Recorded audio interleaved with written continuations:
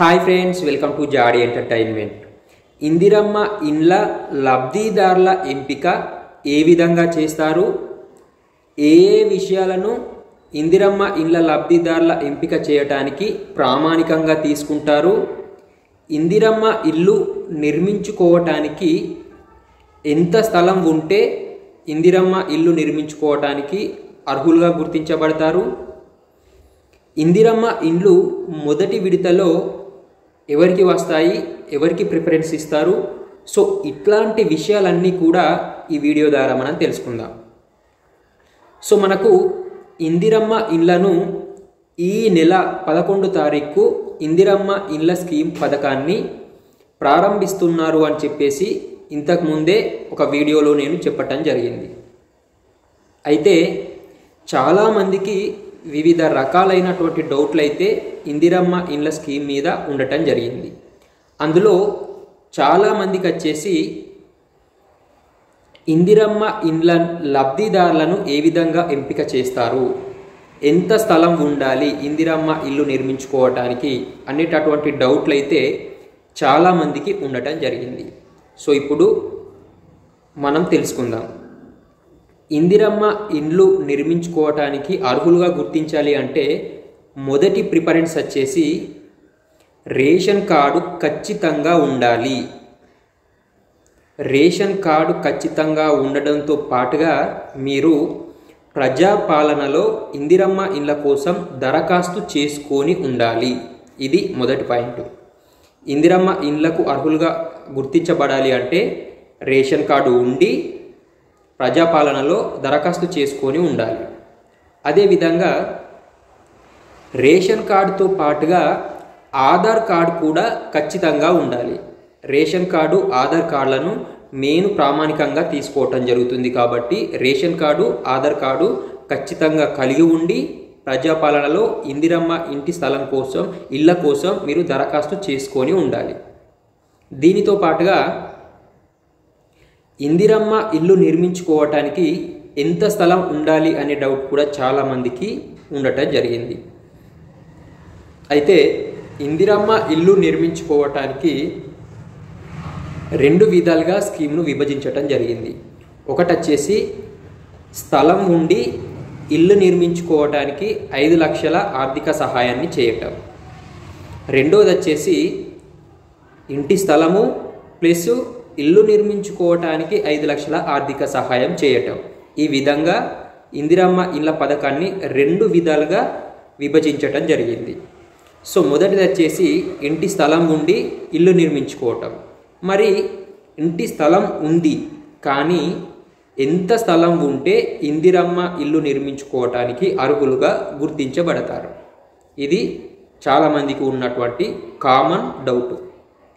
అయితే ఇందిరమ్మ ఇల్లు నిర్మించుకోవటానికి స్థలం వచ్చేసి 400 చదరపు గజాలు ఉండాలి అని చెప్పేసి మనకు తెలపటం జరుగుతుంది.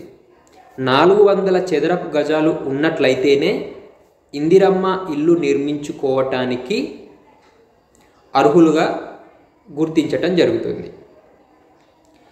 సో కాబట్టి రేషన్ కార్డు కలిగి ఉండి, ఆధార్ కార్డు కలిగి ఉండి, 400 చదరపు గజాల స్థలం కలిగి ఉన్నట్లయితే మీకు ఇందిరమ్మ ఇళ్లను అర్హులుగా గుర్తించటం జరుగుతుంది.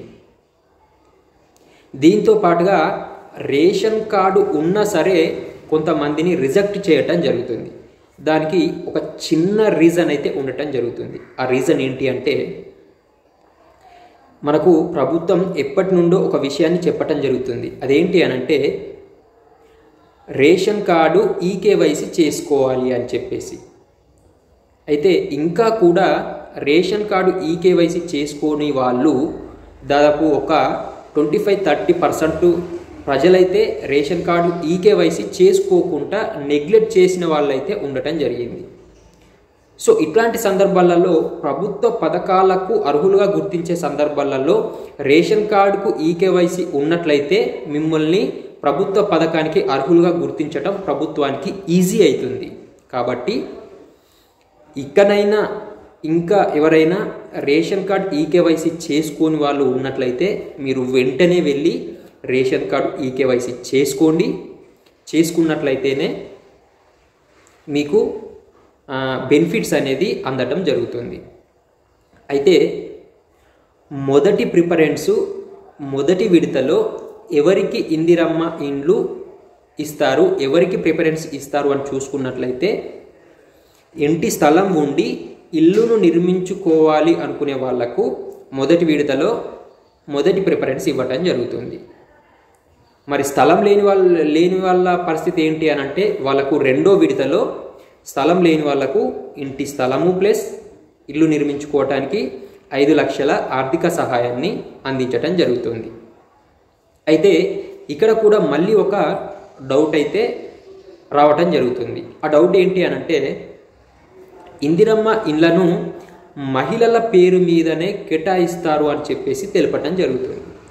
మరి మహిళల పేరు మీదనే ఇందిరమ్మ ఇండ్లను కేటాయిస్తే ఇంటి స్థలం కూడా మహిళల పేరు మీదనే ఉండాలా, లేదంటే ఇంట్లో ఎవరి పేరు మీద స్థలం ఉన్నా సరే ఆ రేషన్ కార్డు ఆధారంగా మహిళల పేరు మీద ఇంటిని మంజూరు చేస్తారా అనేటటువంటి డౌట్ కూడా చాలామందికి అయితే ఉండటం జరిగింది.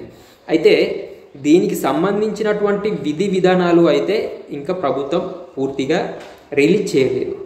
పూర్తిగా రిలీజ్ చేసినట్లయితే ఇట్లాంటి చిన్న చిన్న డౌట్స్ కూడా మనకు క్లారిఫై కావటం జరుగుతుంది. సో మనకు ఇందిరమ్మ ఇండ్లను ఈ నెల 11 తారీఖు అయితే ఇందిరమ్మ ఇండ్ల స్కీమ్ని అయితే రిలీజ్ చేయటం జరుగుతుంది. అయితే ఇప్పటికే ఇందిరమ్మ ఇండ్ల కోసం 3,000 కోట్ల నిధులనైతే ఆర్థిక శాఖ విడుదల చేయటం జరిగింది.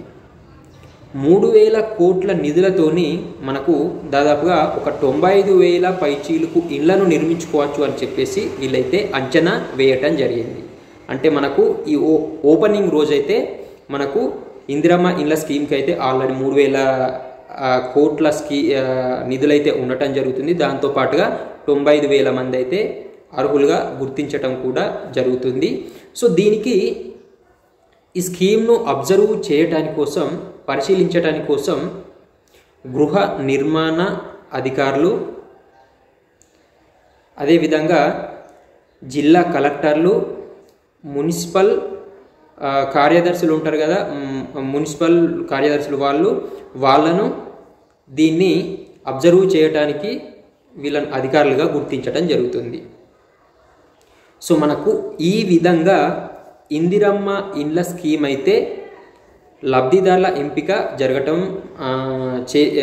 చేయటం జరుగుతుంది. సో దీని ద్వారా అర్హులుగా గుర్తించిన వారికి దాని యొక్క బెనిఫిట్స్ అయితే అందటం జరుగుతుంది.